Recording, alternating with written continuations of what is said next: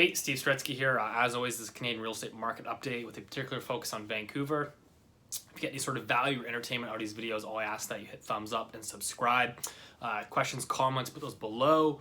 As always, we'll sort of discuss the Canadian real estate market. I want to touch on sort of what's happening in the lending market, a little bit of feet on the ground here in Vancouver, and really just talk about real estate forecasts, predictions, etc. And my thoughts behind that.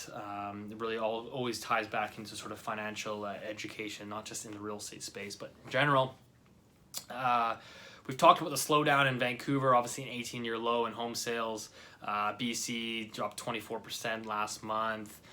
It's really starting to spread across the entire province. But again, looking from a national perspective, there's obviously been a year-over-year increase in home sales in Ontario. I've talked about it before. I think it's more of a head fake here, but looking at national home sales, they declined by 1% year over year here in July.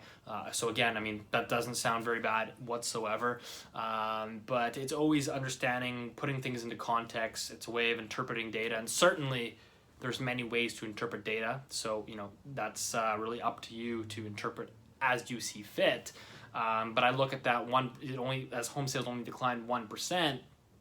If you actually look at it into a bigger picture, it was actually still the fewest home sales in the nation since July of 2012, which was quite a weak year for real estate. So we have a 6-year low in home sales in Canada, despite them only dropping 1% on a year-over-year basis. The average sales price technically ticked up by 1%, but I think that's more noise than anything. But again, interpret as you see fit. But this brings me into looking at really what I think is the most important driver of housing markets is the access to credit, the ability to borrow money, and really the desire to borrow money. As I've talked about, mortgage credit growth has slowed and decelerated to its slowest pace of growth since 2001. So that's clearly a sign that the mortgage stress test, the clampdown on lending, and really potentially an overall lack of desire to actually for households to continue borrowing money is concerning, because you have an economy which has basically encouraged households to continue to borrow, continue to take on more debt in order to grow GDP. And now you're starting to enact policies to reverse that. Households are essentially tapped out. I mean, they're most indebted in the G20. Debt to GDP is 101%. So it's effectively that your household debt is growing faster than your economy. So you could imagine what would happen as soon as debt stops growing or starts slowing. It's going to slow down your entire economy. So I look at that, and we look at CMHC came out with some recent data that total loans in 2017 declined by 6.5%. In Vancouver, they declined by 18%. So total loans issued in Vancouver in 2017 declined 18% compared to 2016. And in Toronto, they declined by 9%. Pretty much across the nation, they declined. And again, as I said, the national decline was 6.5%. So that tells you that there clearly is a substantial mortgage tightening going on. You can see that in the mortgage credit growth that we just talked about. Looking at refinances have generally been used as a means to extract equity from your home. You're basically restructuring the mortgage, expanding it out over a longer term to take equity out.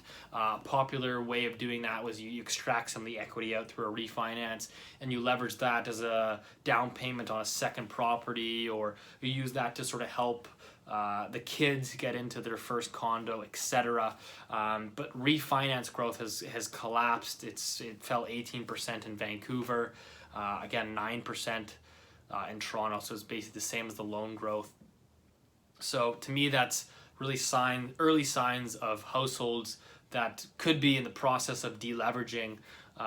It shows a lack of desire to borrow or inability to borrow money, and I think there's less desire to refinance your home as house prices begin to stabilize, go flat, and decline, because it removes some of the housing speculation, it removes the immediacy to do so, And so, I mean, that's something that we'll certainly be watching here moving forward, because I think the whole household debt story has much more here to play out moving forward.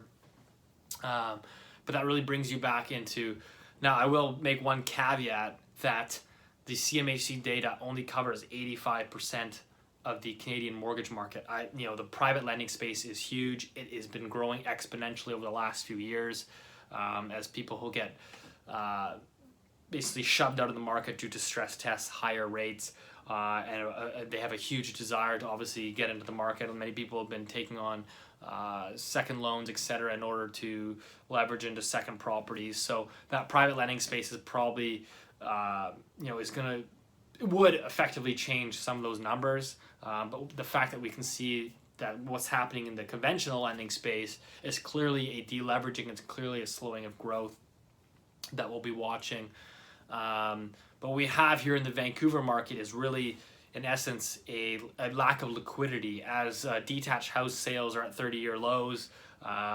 They really can't sell. I mean, it starts to ripple through the market, and that's what we've seen, right? I mean, you have the parents that maybe were trying to sell the house so they could, use that as a down payment, not only for their downsize, but for their kids' condo. That effectively eliminates, a couple sales there, takes a couple buyers out of the market. You're seeing subject to sales, people making offers subject to sale, and then, they can't sell their own house, so that subject to sale deal collapses. So it's really becoming a much more illiquid market.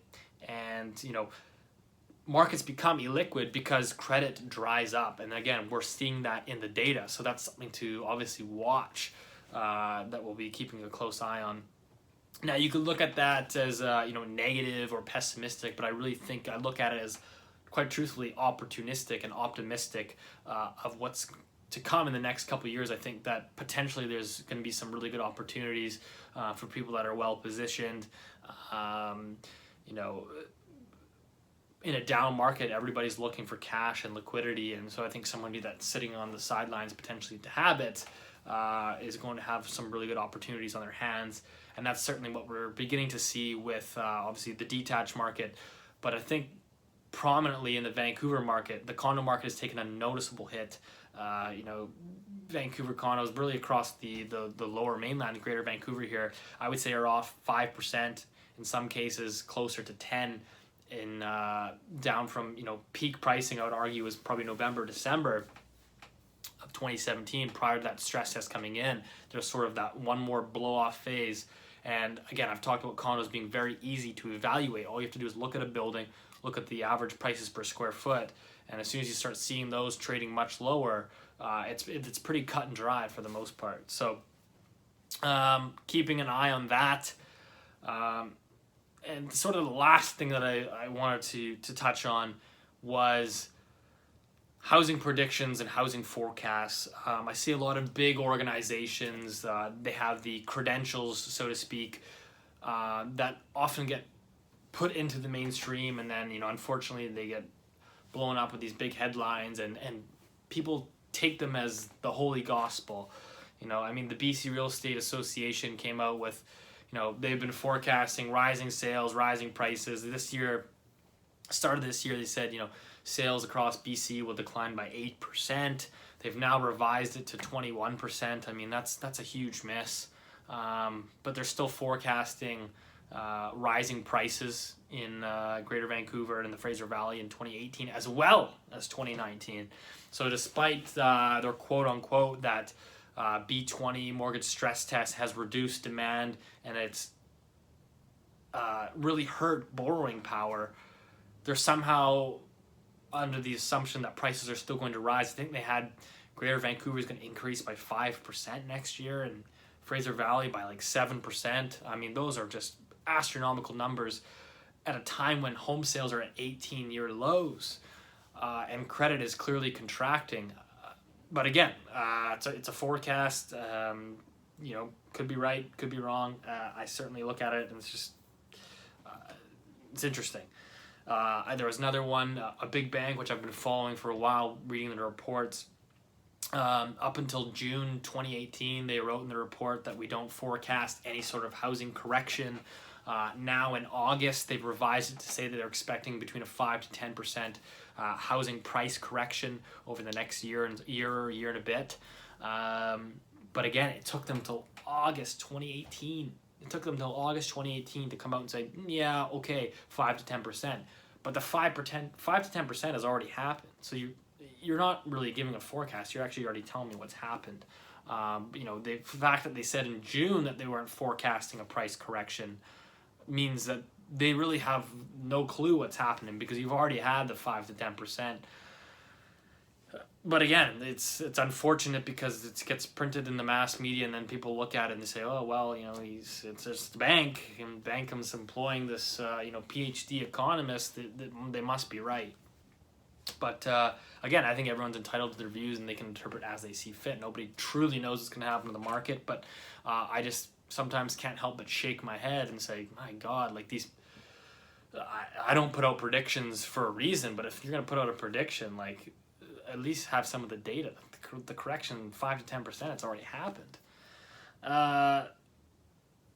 Which really brings me back into, I think at the end of the day, everyone's always looking out for their book and their best interests. And sure, I mean, as a bank, I mean, I guess you're bundling and selling hundreds of billions of dollars worth of mortgage-backed securities. So it's probably in your best interest to, not to forecast a major or significant housing price decline. But I think people need to sort of do their own research and come up with their own conclusions. As I've talked about before, nobody truly knows with a crystal ball what's going to happen. But I think that you can look around corners. I think that you can do your own research and try to vet different sources.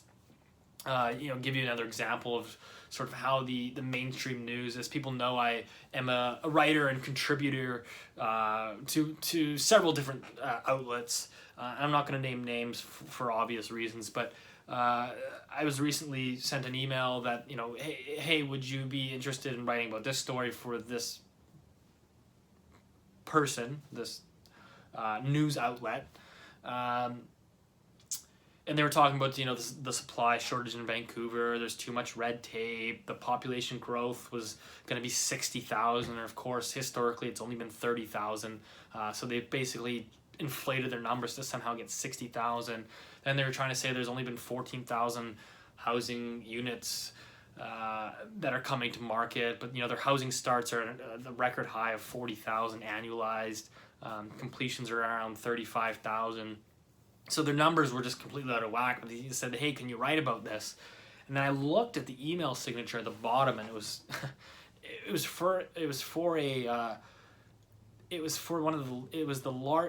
person worked for the largest PR firm, one of the largest PR firms in the world. And they had basically teamed up with a local development community here in Vancouver. And they were asking me to sort of spread, their propaganda. And I obviously said I didn't agree, and I wasn't going to write the piece, but that sort of just goes to show you, I'm not going to write it, but I'm certainly sure, I'm confident someone else is going to write it, and I'm confident that's going to show up in one of the newspapers here locally. So, but that's what it is. The media, a lot of it is bought and paid for.